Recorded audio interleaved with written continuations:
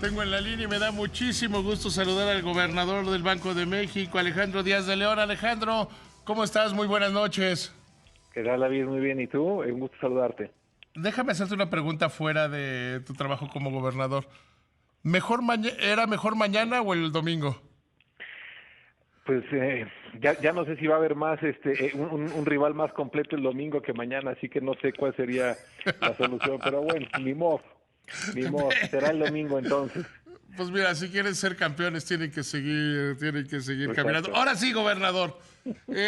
Platícale al auditorio pues, lo más destacado de este informe trimestral de Banco de México, que se ha convertido, sin lugar a dudas, en un referente, en una guía muy importante para quienes estamos en los temas económicos, y creo que siempre fue la intención al presentarlo así, ¿no?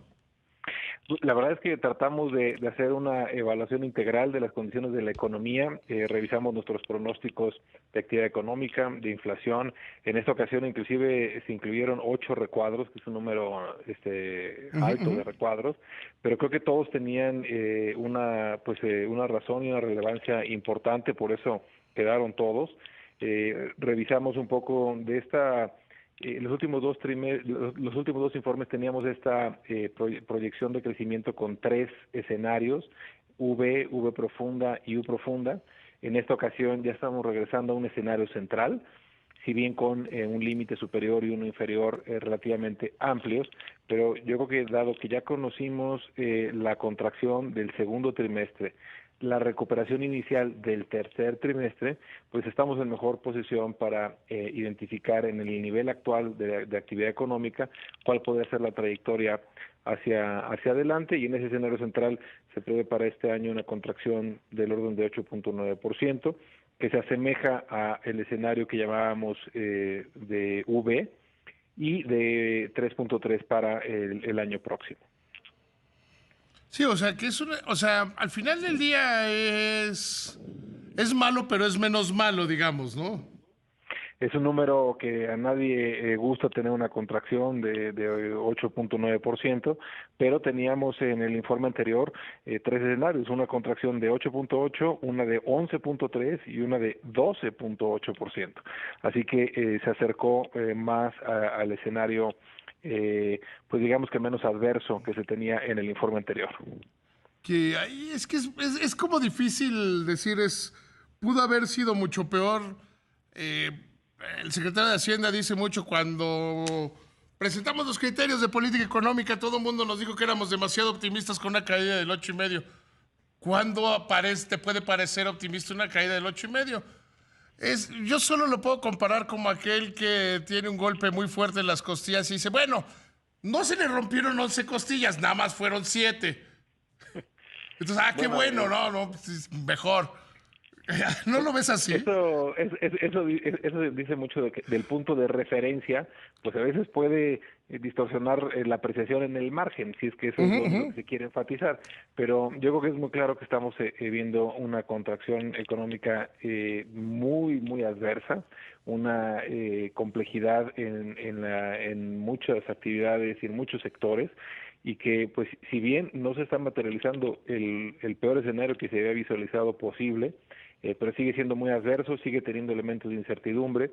Destacaría que ahorita hacia adelante, estos escenarios, por ejemplo, del límite inferior y el superior, incluye, por ejemplo, el inferior, todavía la posibilidad de que haya algún recrudecimiento en el contagio, algunas acciones adicionales de distanciamiento social y de paro de producción, y que tuviera alguna caída adicional. En ese sentido es un escenario adverso que para el 2021 sea un crecimiento de 0.6%, pero también tiene un escenario de un crecimiento más acelerado de 5.3% en caso de que tuviéramos pues una vacuna, tanto su Pero es que ese oportunidad como rango por sí su es amplitud altísimo, ¿no?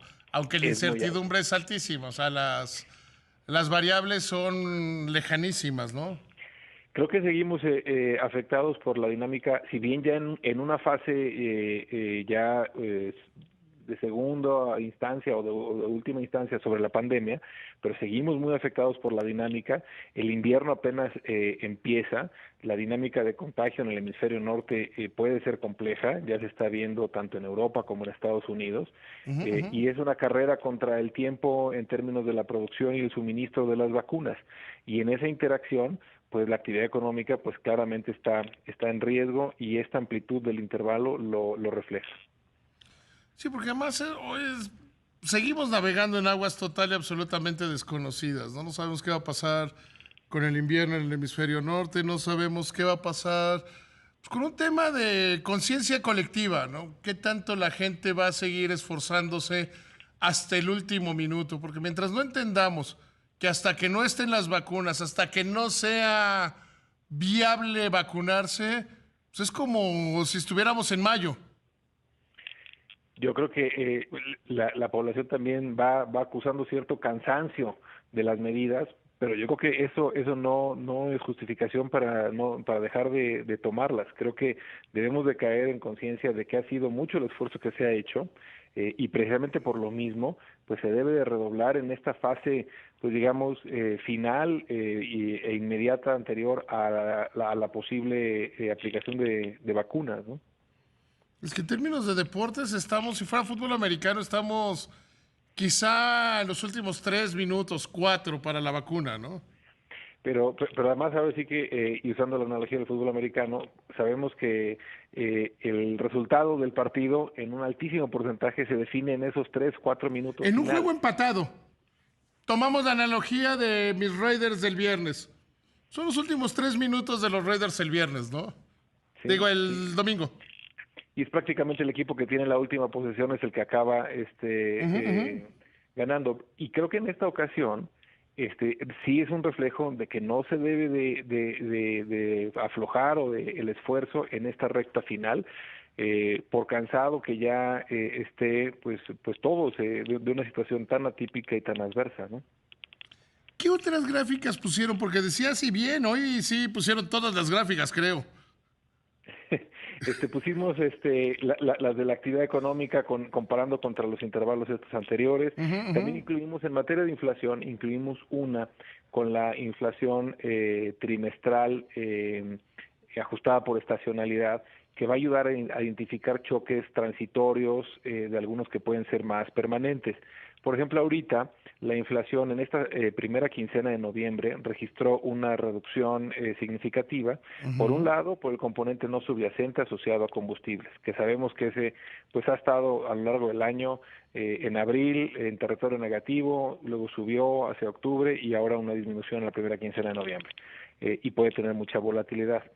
Por la parte subyacente, estábamos viendo dos fuerzas encontradas: presión al alza en las mercancías, sobre todo en alimentos, reducción en la subyacente, en la parte de servicios, y en esta primera quincena de noviembre vimos que tanto por la extensión del Buen Fin, que ahora fueron 2 semanas, y por la profundidad de los descuentos, pues realmente hubo una contracción y una desaceleración muy marcada en las mercancías no alimenticias. La pregunta va a ser hacia adelante si estas reducciones y descuentos van a tener un efecto un poco más persistente o permanente, o va a ser como en años anteriores, que el Buen Fin era nada más una etapa de ofertas que aparece y después desaparece y termina el precio en un nivel más o menos similar. Esa gran pregunta va a ser importante pues para identificar si ya vamos a tener una convergencia de la inflación más clara hacia la meta, apoyados en que pues en el pasado lo que ha sido más frecuente ha sido la transitoriedad del Buen Fin. En nuestro propio pronóstico inclusive se puede advertir este fenómeno en el cual, si bien tiene una reducción en el cuarto trimestre de este año, sube hacia el primer trimestre del año próximo, y es algo que estaremos monitoreando para ver si se da o no.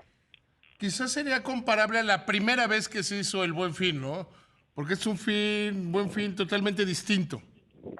Sí, yo creo que la debilidad de la demanda agregada y probablemente pues la intención de muchos vendedores de tratar de atraer mayor pues volumen de ventas, pues han hecho que sea realmente un Buen Fin pues muy atípico. Muy, muy atípico. Y en materia de tipo de cambio, ¿qué vieron? Porque es extraño lo que está pasando en el tipo de cambio, ¿no? Bueno, yo destacaría que ha habido una menor tensión, por así decirlo, en los mercados financieros globales. Yo creo que por varios factores están, por un lado, las vacunas están dando una especie de luz al final del túnel. Ha habido varios laboratorios que producen este tipo de vacunas que han tenido resultados positivos en las últimas 2 semanas.